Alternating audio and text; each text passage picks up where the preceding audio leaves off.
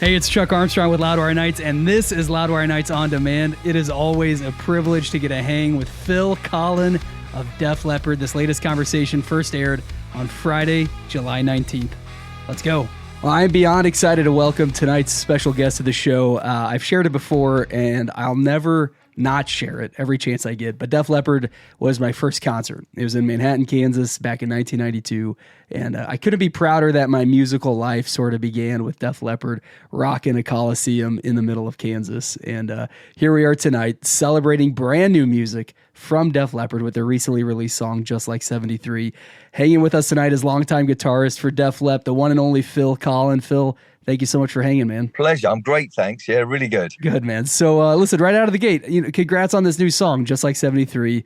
Your first new music since Diamond Star Halos that came out in 2022.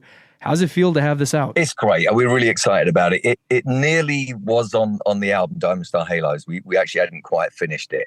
I started demoing it. I had this idea for this thing. We were right in the middle of Diamond Star Halos, which is an idea. It's a lyric from a Mark Bolan T-Rex song, but it's also what me and Joe Elliott describe as the era that got us into music. Early David Bowie stuff. Ziggy Stardust and all of that. So that's when it came about. And I had a drum idea and a chorus, and then worked it on them. We didn't quite finish it off. So it was like album came out. We went on tour. Drastic Symphonies came out. We still went on tour, and then it's like, we should finish this song off. So that's what that's. So does it feel like does it feel kind of like closure? Like the album is now finally complete almost? I think so. And I didn't realize that until you just said it. But yeah, I think so. I think it's, as a sound and as a place. And like I said, that song was really part of that kind of theory, if you like, of us making music based on our heroes that when we got into music. So for sure, actually sums it up really well, to be quite honest. So go back to the early 70s. You would have been a young teenager. You already mentioned David Bowie, T-Rex. What is that the music that was really shaping you and really kind of hooking you to get into this? It was, but my first concert was in 72, and that was Deep Purple on the Machine Head tour. So, Smoke on the Water, Highway Star, crazy front row, amazing. And I was like, oh my God, I need to play guitar. I need a guitar. So it took me 2 years to get one. But I think the next year I saw David Bowie at Earl's Court, and it was the Ziggy Stardust Aladdin Sane tour. They were kind of mixed in as one, and it blew my mind. I saw him on TV, and that pretty much changed everything, to be quite honest. I'm from London, so everything, it's a great melting pot. We'd have like soul music, you'd have reggae, you'd have all the Motown stuff, you'd have glam rock, later punk rock. There was so much happening there, so it was kind of an exciting thing to be a sponge around. And did it feel like you were sort of revisiting those teenager days as you wrote this song and recorded it? Yeah, something about it. It's very genuine. It was like, and when the song was shaping, I wrote with a guy called Dave Bassett, who I wrote Kick with.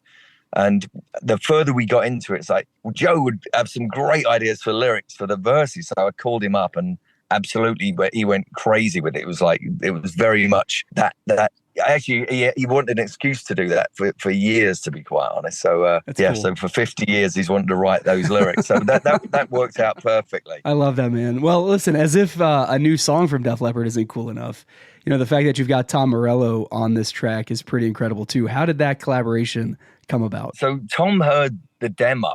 It wasn't quite finished, and he heard an earlier version of it, and he's like, "Oh my God, this is amazing!" And Brian Monaco, who's works at Sony, he's our publisher. He said, "Well, what do you think of Tom?" I said, "Well, does he want to play on it?" And he's like, jumped at it. So that really worked out cool. Well as well, because he's a fan and a fan of the song. So it was perfect, and he had his sound is great. I love Tom, love Rage. So yeah, killer. So how did Tom hear this demo? Because that's like that can't just be a random thing, right? Well, Brian played it to him. Okay, Brian's the president of Sony Music, so he's a friend, and so he's like, got this thing. What do you think of this? Because he knew Tom was a fan. So and it's like, oh my God. So yeah, that was really cool. So thanks Brian. as well. I love that. So did you guys, I know he had heard the demo and that kind of, that convinced him that he wanted to be part of it pretty easily. Were you guys in the studio together ever, or was this kind of done separately? No. Actually, none of the band were in the studio together either. There you go. Yeah. Everything. As Diamond Star Halo, same deal. And, Okay. which is, it saves a lot of energy. As much as I love being in a studio, it's a lot of energy and it's a lot of time and it's a lot of money and all of these things. Whereas if you have an idea, I mean, if you're sitting there and you're recording something, oh yeah, that's great. But I'm on my computer recording every single day. I'm writing every single day. So it just flows like that, Yeah, for sure, man. You said you love Rage. Have you and Tom crossed paths over the years as guitarists, as fans of each other?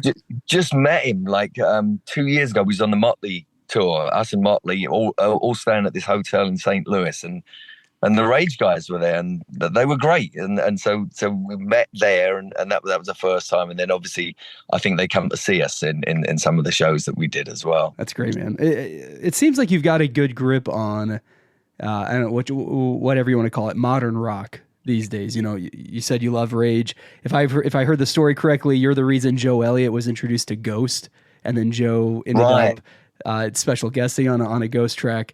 Who else is out there right now that sort of gives you that excitement or that hope for the future of rock and roll? I'm a little disappointed. I'm waiting for it. I hear a lot of derivative stuff, and there's no one like for example, Rage is like they came out as very different.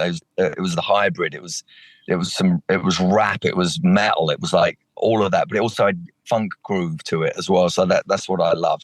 Yeah, there's it's very hard to do that anymore. It's just people just seem to be okay copying a trend, and yeah, I'd like to hear a leader every now and again, but yeah, we'll see. I'm fingers crossed. Yeah, we need the new wave of British insert, fill in the blank, whatever that is. I think so. I remember when punk came out, and it was so exciting. I played in a band with Paul Cook from the Pistols, Man Race. We had 2 albums out, and we actually may be doing a new song as well together, because I see him all the time whenever I go to London. And that was so exciting when I first heard that first Pistols album. It was God Save the Queen. The like guitars and the drums were like just smash you in the face, and it was a hybrid. It was like it came out of no one was doing anything. It got really stale in the industry and music and everything, and all of a sudden this come along. So yeah, that was good. So yeah, still waiting. I mean, it's clear you're a fan of music in general, right? You're not just kind of just stay in one lane. Like Def Leppard may make the music Def Leppard makes, but you've got a good kind of wide, broad taste. Absolutely, yeah. Everything from jazz, you name it, yeah. And that comes through too on, you special guest on a lot of tracks too. Right. Which I got to imagine, as a fan of music and as a fan of other genres, that must give you a lot of life to be able to play on other people's songs. It is. I actually done something recently, and a friend of mine, it's not out yet, but M. Griner, who actually played the piano on when we did the BBC Live orchestra. She's awesome.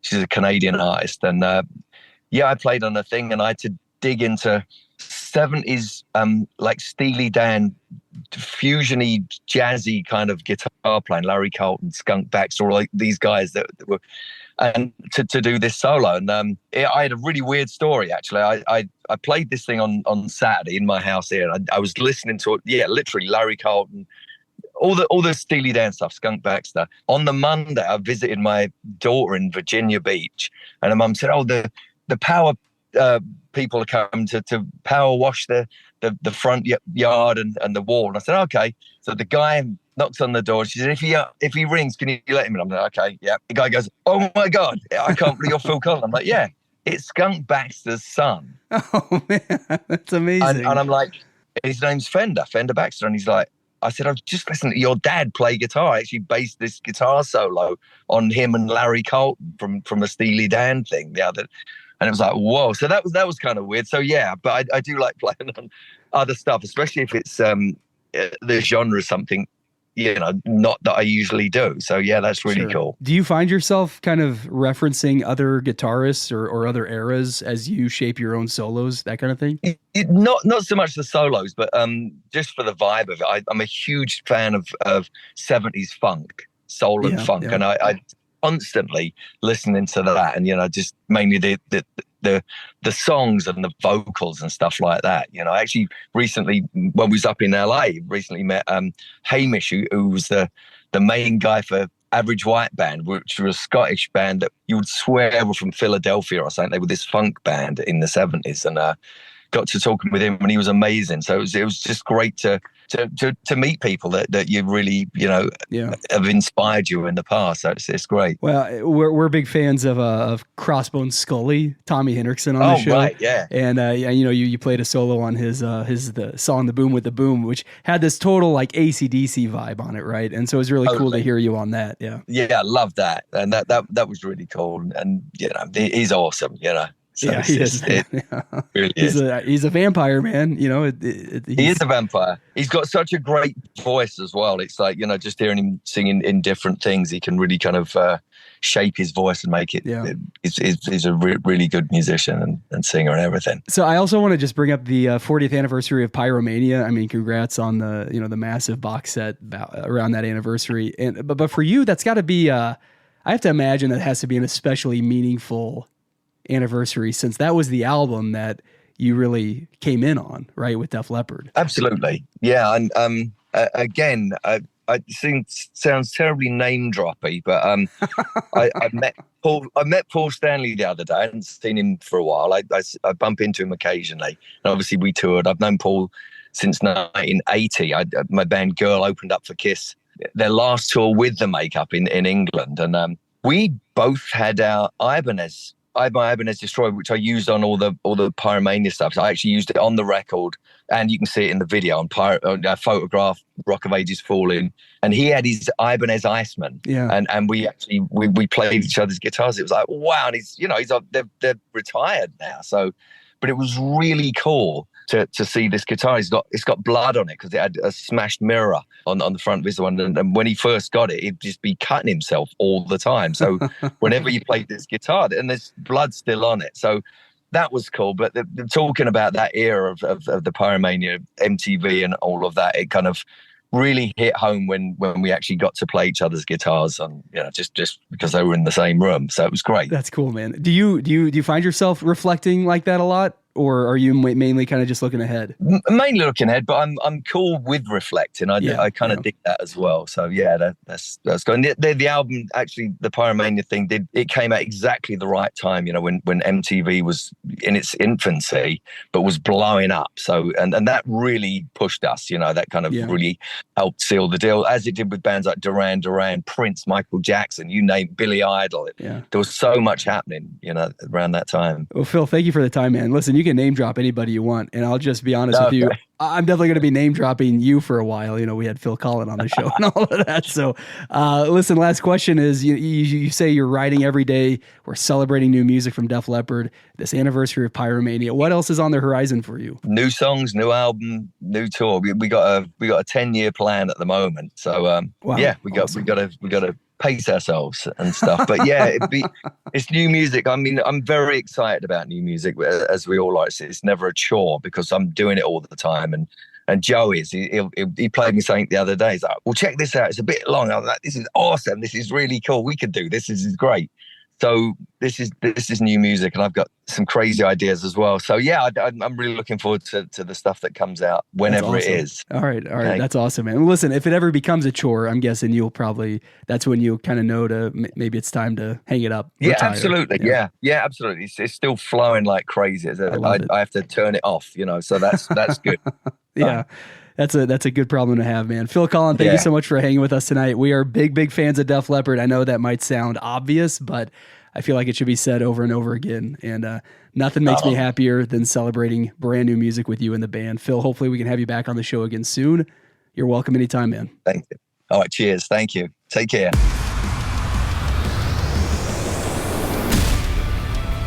That wraps up this episode of Loudwire Nights on Demand. Stay caught up with everything happening in the world of rock and metal on the Loudwire app and at loudwire.com.